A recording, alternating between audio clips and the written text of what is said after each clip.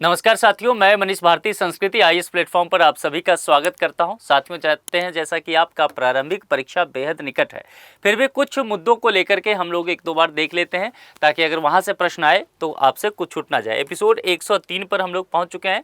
पहला टॉपिक ये पहले से भी चर्चा में रहा है, इसलिए इसको रखा गया है पीएम श्री योजना। ठीक है, देखिए बहुत अधिक चर्चा में रहा है तो इसको निश्चित तौर पर आप ध्यान में रखिएगा। पीएम श्री योजना के संदर्भ में कुछ कथन दिए गए हैं, उस पर कहा गया विचार करने के लिए सही है। कितने कथन, विकल्प पे ध्यान देना है। अभी जो आप एग्जाम देंगे तो विकल्प पे ज्यादा काम करके जाना है और एग्जाम हॉल में भी सही से शब्द को पढ़ना है। अब यहाँ 3 स्टेटमेंट है, देखते हैं और कीवर्ड आराम से निकालिए। यह शिक्षा मंत्रालय की एक प्रमुख क्या है, केंद्र प्रायोजित योजना है। ठीक है, ये 2 चीजें। वर्तमान में 670 जिलों में 12,000 से अधिक स्कूलों को इस योजना में शामिल किया जा चुका है। ओके, और वर्तमान में महाराष्ट्र में सर्वाधिक जो है पीएम श्री स्कूल है। अब सबसे पहले पीएम श्री योजना के विषय में समझ लीजिए। देखिए, पीएम श्री योजना जो है, PM school for rising India इसको पूरा कहा जाता है। अगर ये पूरा नाम भी आ जाए तो आपको पता होना चाहिए, PM schools for rising India. यह योजना जो है वास्तव में शिक्षा मंत्रालय की एक प्रमुख केंद्र प्रायोजित योजना है। यानी कि शिक्षा मंत्रालय क्लियर है और केंद्र प्रायोजित योजना है, तो ये स्टेटमेंट सही हो गया। अब दूसरा स्टेटमेंट क्या कहता है, जो संख्या को लेकर के, तो वर्तमान में अगर बात करेंगे ना, तो इस योजना के तहत भारत के 670 से अधिक जिलों में 12,000 से अधिक स्कूलों का चयन किया गया है। यानी कि यहां पर देखेंगे 670 जिला का है, लगभग ठीक है, तो 670 से अधिक कुछ डिस्ट्रिक्ट है, 12,000 से अधिक स्कूलों में इस योजना को शामिल किया गया। ये स्टेटमेंट भी सही है। आगे देखिए, वर्तमान में महाराष्ट्र में सर्वाधिक पीएम श्री स्कूल है। देखिए, यहां पर ध्यान देना होगा। वर्ष 2024 के आंकड़ों को हम लोग देख लेते हैं, जो लेटेस्ट है उसको लेकर के। और वर्ष 2024 के आंकड़े के अकॉर्डिंग जो है पीएम श्री वाला जो योजना है, इसमें उत्तर प्रदेश में सबसे अधिक जो है स्कूल शामिल था। अगर इसकी संख्या पूछ दे आपसे तो आपको ध्यान होना चाहिए 1710 जो है पीएम श्री स्कूल जो है वो चयनित किया गया है, जो देश में किसी भी अन्य राज्य की तुलना में सबसे अधिक है। महाराष्ट्र पहले नंबर पर नहीं है, उत्तर प्रदेश है। तो यह स्टेटमेंट गलत हो गया। पूछा गया था, यह नहीं पूछा गया कि कौन सा कथन सही है, कितने, तो नंबर हम काउंट करेंगे, 1 और 2 कथन सही हैं और ये बी विकल्प है, केवल 2। मामला समझ में आ गया ना कि प्रश्न को सॉल्व कैसे करना है और स्टेटमेंट के जरिए पहुंचना कैसे है वहां तक, आंसर तक। इसको अप्रोच को अब अगले कुछ 3-4 दिन में प्रैक्टिस कीजिए। फेम्टोलेसिक सुविधा, ये पहले से भी चर्चा रहा है, अभी भी चर्चा में आ गया है। जरा देखते हैं, फेम्टोलेसिक सुविधा को लेकर के कुछ कथन दिया गया है, हम लोग विचार करेंगे। और कहा गया है, कुछ कूट दिया गया है जो नीचे, उसका प्रयोग करते हुए सही उत्तर का आपको चयन करना है। 2 स्टेटमेंट क्या है, देखिए यहाँ पर। दिल्ली कैंट में स्थित सेना अस्पताल में फेम्टो सेकंड लेसिक सुविधा का उद्घाटन किया गया। दिल्ली कैंट में सेना अस्पताल को लेकर के यहाँ पर बातें की गई है। यह एक अत्याधुनिक लेजर तकनीक है जिसका उपयोग दृष्टि दोष सुधार के लिए किया जाता है। अब यहाँ पर दृष्टि दोष सुधार की बात कर दिया गया है, तो मायोपिया भी हो सकता है स्टेटमेंट में डाल दिया जाता, हाइपरोपिया भी डाल दिया जाता, एस्टिग्मैटिज्म भी डाल दिया जाता। तो जो दृष्टि दोष से संबंधित स्टेटमेंट है उसके पूछने के चांसेस यहाँ पर रहेगा। अब सबसे पहले इसको लेकर के समझ लेते हैं। दिल्ली कैंट में स्थित जो सेना अस्पताल है, जो अनुसंधान एवं रेफरल उसको कहा जाता है, उसमें अत्याधुनिक फेम्टो सेकंड लेसिक सुविधा का उद्घाटन किया गया है। यानी कि यह तो फैक्ट है, जो हमने अखबारों में पढ़ा है वह बिल्कुल सही है। लेकिन हमारा दूसरा मकसद है जानना, वो यह है कि ये फेम्टोलेसिक होता क्या है। देखिए, फेम्टोलेसिक जो है ना, एक अत्याधुनिक लेजर तकनीक है।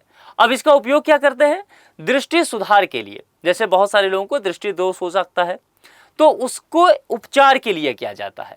तो यहाँ पर यह समझना है कि यह पारंपरिक लेसिक सर्जरी का एक उन्नत संस्करण है, ऐसा कह सकते हैं। और विशेष रूप से ये मायोपिया, जो हाइपरोपिया है, इन सब में काम होता है।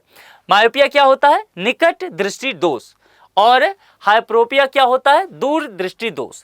इन समस्याओं को ठीक करने में ये काम आएगा, तो ये ध्यान रखना है। ठीक है, तो यहाँ पर ये ध्यान रखिए, अगर उपयोग की बात यहाँ पर कहा गया है तो अत्याधुनिक लेजर तकनीक है जिसका उपयोग दृष्टि दोष सुधार के लिए किया जाता है।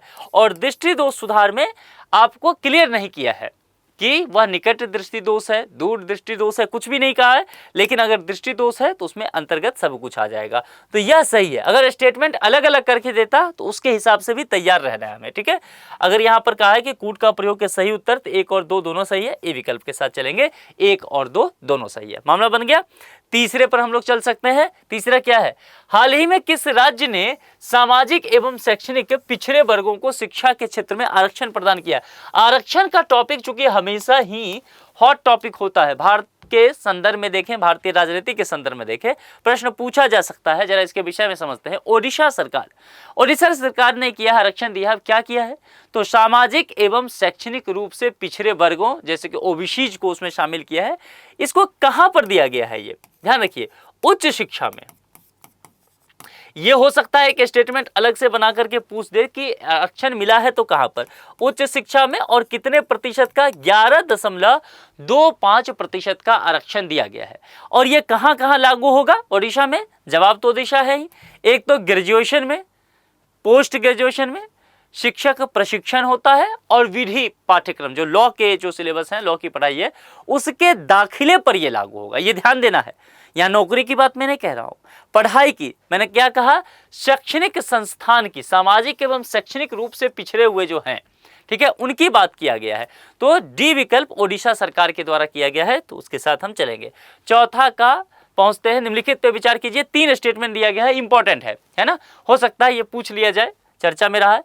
कितने विकल्प जो है भूषण रामकृष्ण गवई के बारे में सही है। भारत के 52वें मुख्य न्यायाधीश, अभी जानते हैं चीफ जस्टिस ऑफ इंडिया नए बने हैं, उनके विषय में है।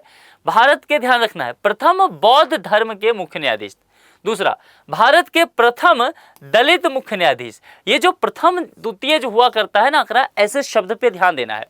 दरअसल जस्टिस गवई जो है भारत के 52वें मुख्य न्यायाधीश के रूप में शपथ ले चुके हैं। तो यह स्टेटमेंट सही हो गया। दूसरी एक बात समझिए, वह देश के पहले बौद्ध धर्म से संबंधित जो है चीफ जस्टिस ऑफ इंडिया है, यानी कि यह भी सही हो गया, प्रथम दिया था। लेकिन भारत के प्रथम दलित मुख्य न्यायाधीश ये नहीं है, ये भारत के जो हैं दूसरे दलित मुख्य न्यायाधीश हैं। ये होता तब, अगर यहाँ द्वितीय होता, नहीं है तो यह गलत हो गया। कुल मिलाकर के पहला दूसरा सही है, तीसरा क्या हो गया, गलत हो गया। कितने विकल्प, तो 2 विकल्प के साथ कितना पूछा गया है, तो 2 इधर है, बी में 2 विकल्प, ठीक है। ये समझ में आ गया, चर्चा में रहा है, हो सकता है आ जाए। और ये बहुत अच्छा टॉपिक है। क्यों अच्छा टॉपिक मैं कह रहा हूं, दरअसल इसीलिए कह रहा हूं कि यहां पर ये जो दिया गया है वो पोलियो से संबंधित है। अभी हम देखेंगे, कह रहा है कि कूट का प्रयोग करके सही उत्तर का चयन करना है। WHO यानी कि वर्ल्ड हेल्थ ऑर्गेनाइजेशन ने पापुआ न्यू गिनी, ठीक है, पापुआ न्यू गिनी में जंगली पोलियो वायरस के प्रकोप की आधिकारिक घोषणा कर दी है। किसने कर दिया है, क्या पापुआ न्यू गिनी गवर्नमेंट ने किया है, WHO ने किया है, ध्यान रखना है। भारत ने 2019 में खुद को पोलियो मुक्त घोषित कर दिया था। 2 चीजें हैं, तो विश्व स्वास्थ्य संगठन WHO ने पापुआ न्यू गिनी में जंगली पोलियो वायरस के प्रकोप की आधिकारिक घोषणा कर दी है। ये तो हम लोगों ने अखबारों में भी पढ़ा है ना, यानी कि ये सही है। दूसरी बात कहा गया कि भारत को लेकर के, क्या भारत ने 2019 में खुद को पोलियो मुक्त घोषित किया था, दरअसल ये स्टेटमेंट गलत है। भारत ने कब किया था बताएंगे आप, 2014 में ही, 2014 में ही भारत ने खुद को पोलियो मुक्त घोषित कर दिया था। और भारत में आखिरी मतलब लास्ट जो पोलियो के पेशेंट देखे गए, रोगी देखे गए, वो 2011 में देखे गए थे। तो इतने वर्ष बीत गए हैं, अब जो है एक भी पोलियो का मामला भारत में दर्ज नहीं हुआ है। पोलियो रोग से संबंधित कुछ बातें पूछा जा सकता है, जैसे कि रोग का नाम क्या है, पोलियो या पोलियो माइलाइटिस, यह भी हो सकता है। अगर पोलियो माइलाइटिस लिखा हो तो कंफ्यूज नहीं होना है कि कुछ और है, वही है। कारण क्या है, यह वायरस से होता है, पोलियो नामक वायरस से।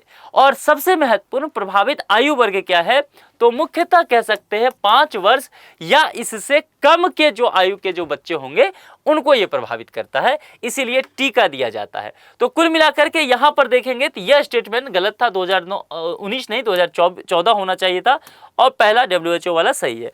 तो सही उत्तर का चयन करना है, यानी कि हो गया 1, यानी कि डी विकल्प के साथ हम चलेंगे, केवल 1 जो है वह सही है। और यहां पर इस प्रश्न का जवाब जो है आपको कमेंट बॉक्स में लिख करके देना है, मैं बताने वाला हूं नहीं। उच्च न्यायालय को लेकर के बात किया गया, उच्च न्यायालय के न्यायमूर्ति की सेवानिवृत्ति की आयु क्या है।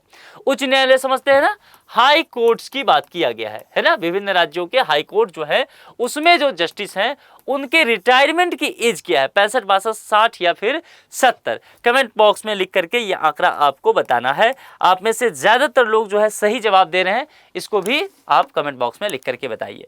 आज के लिए इतना ही। अपना बेहद ख्याल रखिए। बहुत बहुत शुक्रिया। Thank you so much.